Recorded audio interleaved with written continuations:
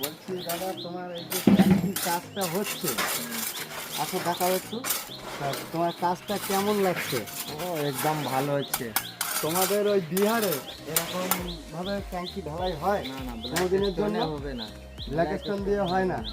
Black stone দেওয়ার মানে হচ্ছে তোমার ওই যে মলের যে গ্যাসটা, গ্যাসে ট্যাঙ্কির ঢালাইটা নষ্ট করে দেয়।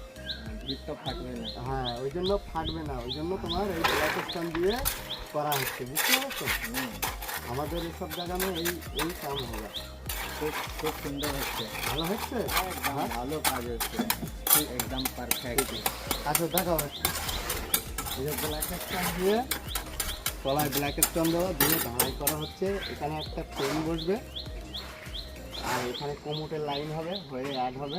ম্যানহোলের ঢাকনা আছে, ভিতরে কাঠফাট আছে, ওগুলো খোলার জন্য। ঠিক আছে।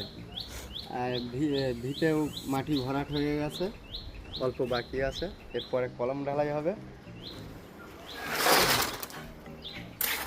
আর মিস্ত্রি কাজ করছে, মিস্ত্রি বড়ি আছে কাজ করছে। হরিপুল ভাই, কি খবর? ভালো। হিন্দি বলো।